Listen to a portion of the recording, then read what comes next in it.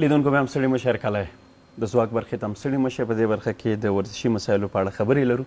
د جولای 2 نیټه چې په ټوله نړۍ کې د ورزشي خبریالانو لپاره ځانګړې شوې ده او دغه ورځ د دوی په نوم نومول شوې ده.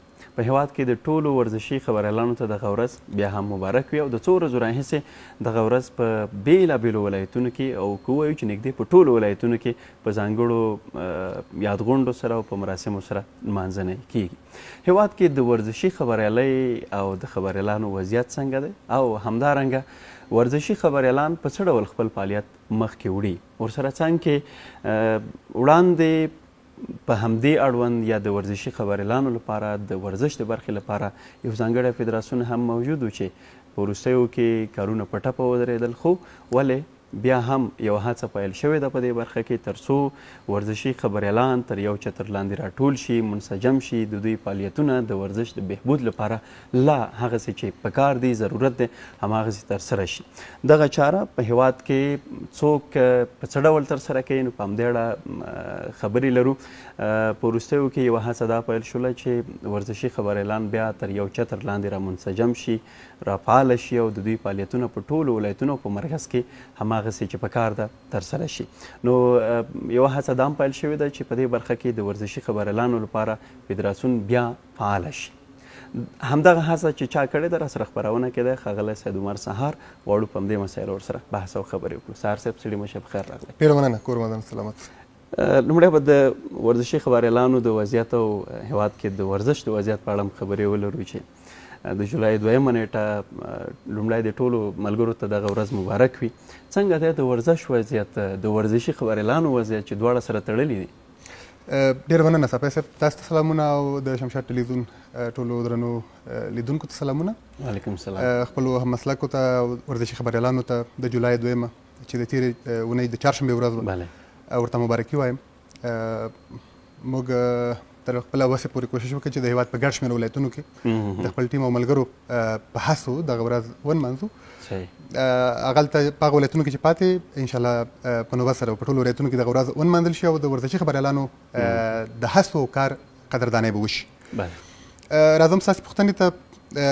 په هېواد کې له سیاسي تحولاتو راوروسته که څه هم په لومړي سر کې یو څه ستونزې وې، ولې که اوس وګورو د هېواد ورزش ورځ په ورځ د پرمختګ په حال کې دی. هغه معلومات چې موږ د بدني روزنې او ورزش عمومي ریاست او المپیک ملي کمیټې څخه ترلاسه کړي هغه دا دي چې افغان ورزشکارانو په تېرو 4 کلونو کې نږدې 4 کلونو کې څه د پاسه 200 میډالونه ګټلي او دا د افغانستان د ورزش په تاریخ کې لومړی ځل دی چې په دومره کمه موده کې په دومره ډېر تعداد سره میډالونه ګټل کېږي. همدارنګه که فوټسال ته وګورو، د افغانستان فوټسال لوبډله نړیوال جام ته یې لاره پیدا کړه. همدارنګه د 11 کلنو فوټبال لوبډله مو د کافا سیالیو هاتله شوه. د دې ترڅنګ که کرکټ ته راشو، شپږیزه پرله پسې ډول باندې ترسره شوه. کورنی کرکټ مو ورځ په ورځ د غوړېدا په حال کې دی. دا اوس د نن البته د واخان شلوریز ملي جام فایلوبه ترسره کیږي. له هغې وړاندې مثلا د کشتیپې کانال فرست کلاس سیالی، لومړۍ درجه ولایتي سیالی، دویمه درجه ولایتي سیالی، او بل ښه خبردار لرو چې ای پی ایل د افغانستان غوره لیګ سیالی هم ترسره کیږي، قرارداد یې لاسلیک شوی دی. شپږیزه هم په همدې روانه جولای میاشت کې ترسره کیږي. نو دا ټول هغه خبرونه دي چې د افغانستان د ورزش د پرمختګ حال راکوي. او کله چې ورزش په دغه ډول ښه روان وي، د افغانستان ورزشکاران بېلابېلې ملي لوبډلې په خپلو چارو کې په خپلو لوبو کې برلاسي وي، د مقابل لوبډلو مقابل لوبغاړو ورزشکارانو په وړاندې طبیعي ده چې دلته ورسره ورزشي خبریالي هم رشد کوي. ځکه اړتیا پیدا کېږي چې یو څوک باید راشي او له دغو روانو چارو هېوادوالو ته او په ټوله کې مخاطبانو ته معلومات ورکړي او دا کار هغه څوک کوي چې هغه ورزشي خبریال وي. نو دا و د ورزش حال. د ورزشي خبریالانو حال ته راشو، متاسفانه لا هم اړتیا ده چې ټول ورزشي خبریالان تر یو منظم چتر لاندې په یو منظم مدرس کې سره راټول شي، رهبري ولري، مشران ولري، مسؤلین ولري، داسې څوک چې په هر سټیج باندې د دوی ښه نمایندګي وکړي، هم په کور دننه، هم د ولایت په کچه، هم د زون په کچه، هم د په لویه کچه یعنې د حکومت په کچه هم په نړیواله کچه په نړیوال سټیج باندې یو څوک یو چاته اړتیا ده چې د افغانستان د ورزشي خبریال استازولي او نمایندګي وکړي او ویې کولی شي. دغسې څه که څه هم تاسې په لومړیو خبرو کې په مقدمه کې یادونه وکړه له سیاسي تحولاتو وړاندې په افغانستان کې شتون درلوده ولې یوازې یوه نمایشي هڅه وه او داسې بنیادي کار په دغه برخه کې نه و شوی. په هغه وخت هم د پخوانۍ رهبرۍ په ستونزو باندې په فعالیتونو باندې د دوی په کړنو باندې نیوکې موجودې وې، په هغې باندې بحث نه کوو ولې دغه اړتیا په اوس وخت کې نهایت ډېره ده ځکه کله چې ورزش ډېرېږي ورزشي خبریالي ورسره ډېرېږي او ورزشي خبریالان ډېرېږي او د دوی ترتیب و تنظیم ته اړتیا پیدا کېږي. نو موږ دا هڅه پیل کړې چې د بحث په دوام ورباندې خبرې وکړو. ډېره مننه سهار صاحب. همدغه موضوع چې خواره واره ورزشي خبریالان سره راټول شي او د انسجام او د راټولېدنې هڅه یې تاسې کړې ده، څوک در سره دي؟ دغه فدراسیون تاسې وایي چې غیر فعال و په دغه تېره موده کې، د بیا فعالېدو لپاره چا دا فکر درکړ؟ ولې تاسې راپورته شوئ؟ فکر زموږ خپل او موږ په لومړي سر کې په دریو کسانو باندې دا هڅه پیل کړه او خوشبختانه هغه درې کسان د پخواني فدراسیون غړیتوب هم لري او په څنګ کې د آسیایي فدراسیون او نړیوال فدراسیون EIPS غړیتوب هم لري چې د یا د فدراسیونونو له مسؤلینو سره له نږدې اړیکې لري. اړتیا هغه وخت موږ حس کړه چې په ځینو هیوادونو کې د نړیوال فدراسیون یا د نړیوال فدراسیونونو ځینې غونډې ترسره شوې او د افغانستان ځای پکې متاسفانه داسې چا ډکوو چې هغه نه په افغانستان کې دي اوس، نه د افغانستان له ورزشي خبریالانو سره تماس لري، نه د افغانستان له اوسني حکومت سره تماس لري، نه رسمیت لري او نه هم له ورزشي ادارو سره کوم اړیکه لري. او حتی زه مطمئن یم چې د افغانستان د ورزشي ادارو د مسؤلینو ویاندویانو نومونه به ورته نه یاد. نو کله چې د افغانستان دغه تشه چوکۍ دغسې کسانو ډکوله، موږ اړتیا ولیده چې دا نمایندګي باید له کور دننه داسې یو څوک وکړي چې له دغه ټولو اړخونو سره ډېرې ښې اړیکې ولري. موږ په دوو دریو کسانو لومړی دغه هڅه پیل کړه، د ورزشي خبریالانو انسجام ته مو شپه ورځ کار وکړ او خوشبختانه په ډېر ویاړ سره وایم چې د افغانستان له ټولو ولایتونو را سره له ټولو رسنیو فعال ورزشي خبریالان را سره په تماس کې شول او دوی مو تقریبا اوس په یو ډول باندې سره منسجم کړي او موږ اوس مهال د جواز په اخیستو له حکومت سره له نږدې په اړیکه او خبرو اخته یو. بله، تاسې یاده وکړه چې وړاندې په دې برخه کې څوک وو یا یې دغه کار کوو خو اوس شتون نه لري، په بېلابېلو پروګرامونو کې ګډون کوي. افغانستان کې ورزشي خبریالانو سره په ځانګړې توګه تاسې چې دغه هڅه پیل کړې ده، خبرې مو شوي دي، د چا نمایندګي کوي او په څه ډول دغه ګډون کوي؟ هدف به مو هغه چې اوس په بهر کې دي. بله، تاسې مخکې یاده کړه. هو متاسفانه په غیر قانوني ډول مخې ته ځي، یعنې کله چې یو څوک په خپل هیواد کې رسمیت ونه لري، د خپل هیواد له حکومت سره، له ورزشي ادارو سره او د خپل هیواد له ورزشي خبریالانو سره په تماس کې نه، طبعا د دوی کار، د دوی حرکات، د دوی هر هڅه هغه په هر لیول وي، په هر سټیج وي، هغه غیر قانوني ده او دوی په غیر قانوني ډول مخې ته ځي. د هیچا نه نمایندګي نشي کولی.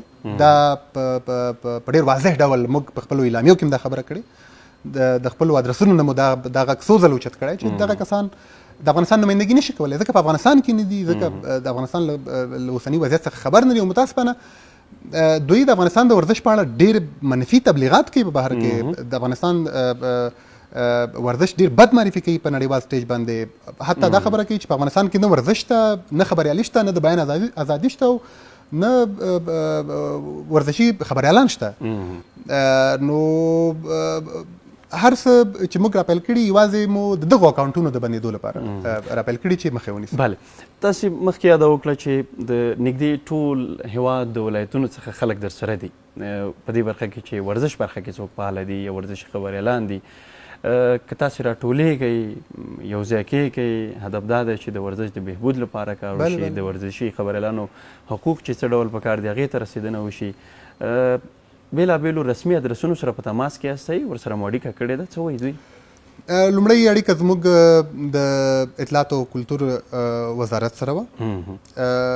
کور ودان په لومړۍ لیدنه کې موږ ته شین څراغ راکړه، زموږ له چارو ستاینه وکړه، زموږ د چارو ملاتړ یې وکړه.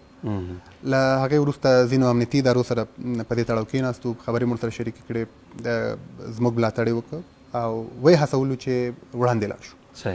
ترڅنګ د افغانستان د بدني روزنې او ورزش ریاست او د اولمپیک ملي کمیټې له مشرتابه سره زموږ مجلس وشو.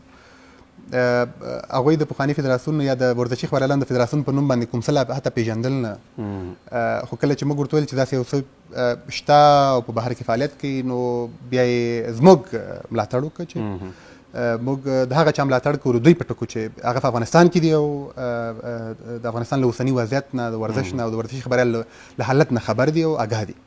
د دې ترڅنګ د افغانستان فوټبال فدراسیون، د افغانستان د کرکټ بورډ اداره د دوی سره متماسونه ونیول. رسما اوس هم ورسره په تماس کې یو. زموږ ټولې چارې دوی له نږدې نه څاري او د هر راز همکارۍ ډاډه راکړی. بله، دغه فدراسیون چې تاسې د بیا فعالېدو هڅه کوئ، تاسې مخکې ویل چې موږ هڅه کوو چې دې لپاره هغه جواز ترلاسه کړو، لایحه برابره شي، طرز العمل برابر شي. ورزشي خبریالان یا هغوی چې ورزش برخه کې فعاله دي څنګه دا اعتبار بیا وکړي، څنګه دغه ذهنیت خپل کړي چې دغه فدراسیون کې بیا فعالېږي، په څه ډول مخکې ځي؟ که تاسې وګورئ ټول هغه نهادونه چې یوازې تر څو کسانو پورې منحصر وي، هغه په هره کچه وي، که حتی د یو کلي په کچه هم وي، که یو څوک یو حرکت رامنځته کوي او هغه محدود وي تر څو کسانو پورې، هغه ډېر پرمختګ نشي کولی، هغه ډېر اوږد مزل او حرکت نشي کولی. ښه مثال تیر فدراسیون دی چې ډېر زر ونړېده او ډېر زر د خلکو په منځ کې یا په ټوله کې د خبریالانو په منځ کې د حکومت په منځ کې حتی هغه اعتبار له لاسه ورکړه او هغه ځکه چې هغه تر څو محدودو کسانو پورې منحصر و. 2 ځله ټاکنې وشوې، 2 ځل یوازې یوه رهبري تکرار شوه. د ټاکنو طرز العمل یې داسې و چې یوازې باید د لاس په اوچتېدو سره ته رایه ورکړي، سره له دې چې باید رایه چونه شوې وای. موږ ځکه د منظم کار، د ثابت قدم کار، د سراسري کار، یعنی د ټول هیواد په کچه د دغه ډول کار دعوه کوو او ځکه یې کوو چې موږ سره د ټول افغانستان خبریالان شته دي، د رسنیو مسؤلینو سره حتی په تماس کې یو. موږ که هر غټ یا وړوکی کار کوو، اقدام کوو، نو له خپلو ملګرو، همزولو، هم مسلکو خبریالانو د خپل ټیم له غړو، هغه که مشران دي که کشران دي، له هغوی سره مشوره کوو. حتی زه چې دې پروګرام ته راتلمه، ما له خپلو ملګرو او د خپل ټیم له همکارانو، حتی په هغه عمومي ګروپ کې چې د ټول افغانستان خبریالان په هغې شته دي، له هغوی نه مې مشوره واخیسته چې زه ځم ستاسې په استازولۍ په ټلویزیون کې که غږېږم، نو زه باید څه ووایم. نو کله چې کارونه د مشورې په اساس وي، کله چې کارونه د پلان په اساس وي، کله کارونه له اړوندو ادارو او ښکېلو اړخونو سره د همغږۍ په اساس وي، هغه هر وخت زما یو پوښتنه دې ځای کې تاسې ویل چې موږ مشوره کوو، خبریالان راسره دي، ورزش د بهبود لپاره کار کوو. دغه ورزشي خبریالان کې دغه فدراسیون تاسې یادوئ چې مثلا یو چتر لاندې دا کارونه ټول منسجم شي، دا هڅه روانه شي. ورزشي خبریالان یا هغوی چې فعاله دي په بېلو ولایتونو کې په دغه ځای کې ځان څه ډول لیدلی شي؟ ګورئ، دغه خبریالان تر اوسه پورې کوم رسمي ادرس نه لري، د دوی له حقونو تر اوسه پورې چا دفاع نه ده کړې. موږ په ځینو ولایتونو کې حتی خبرېږو چې ورزشي ادارې له ورزشي خبریال سره همکاري نه کوي د اطلاعاتو په برخه کې، یعنې لومړی لاس معلومات ورسره نه شریکوي. دلته به یو رسمي ادرس پیدا شي چې خو په دې رسمي ادرس کې ځان څه ډول لیدلی شي؟ مثلا پوه شي چې موږ خپل حقوق لرو، په دغه ځای کې څه ډول برخه اخیستی شو؟ دوی ته عضویت ورکول کېږي او کله چې دوی د عضویت کارت ترلاسه کړي، چې موږ د روانې اونۍ او د راتلونکې اونۍ په لومړیو ورځو کې د کارتونو د ویش پروسه د حکومت سره په همغږۍ پیلوو. کله چې دوی عضویت ترلاسه کړي، دوی د ځان د نمایندولو حق لري، چې حتی د فدراسیون ریاست ته ځان نماند کړي. دوی د رایې د ورکولو حق لري. دوی له هغې کارت نه په استفادې کولی شي د افغانستان په ټولو ورزشي برنامو کې برخه واخلي. دوی له هغې کارت نه په استفادې کولی شي په نړیوالو برنامو کې، حتی په اولمپیکي سیالیو کې، د فوټبال په نړیوال جام کې، د کرکټ په نړیوال جام او ټولو لوبو کې له هغې کارت نه په استفادې دوی کولی شي برخه واخلي. دا خو هغه یوه برخه شوه. یو بل څه چې سهار صاحب زه غواړم زموږ د ورزش برخې خبریالانو ته، ملګرو ته دا وضاحت موجود وي. زما هدف دا و د ځان ځایدنې یا د لیدنې لپاره. مثلا تاسې مخکې د انحصاریت بحث وکړ، چې مثلا دغه ځای د څو کسانو لخوا نه که نیول کېږي، دا ځل څه ډول دی؟ مثلا یو ولایتي کس، یو ولایتي خبریال، یا مثلا په مرکز کې یا د یو رسنۍ غړی څه ډول ځان لیدلی شي دلته؟ ټول ملګري یا زموږ د ټیم غړي په دې کې خلاص لاس لري. زموږ اساسنامه او طرز العمل چې اوس ورباندې کار روان دی تقریبا نهایي شوی. په هغې کې دا هر څه په واضح ډول سره لیکل شوي واضح شوي دي چې موږ په نږدې ورځو کې هم له خپلو ملګرو سره شریکه کړو، هم د حکومت له مسؤلینو سره شریکه کړو چې له موږ څخه غوښتنه کړې ده چې باید یو ځل ورسره شریکه شي.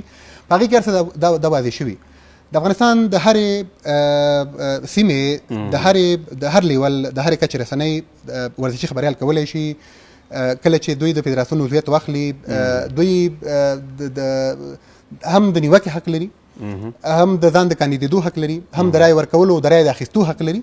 او کله چې دا هر څه دوی وکولی شي طبعا چې دوی په دې فدراسیون کې ځان خپل موقف په ډېر اسانۍ باندې لیدلی شي، پوهېږي چې دی که د افغانستان د هرې سیمې دی د هرې رسنۍ کارمند دی په هره کچه باندې کار کوي ولې د فدراسیون یو مهم غړی دی. بله یو خو داخلي هڅه ده چې روانه ده، تاسې وایي چې موږ بېلابېلو ادرسونو سره په تماس کې یو تر څو د جواز مسله د رسمیت مسله وشي.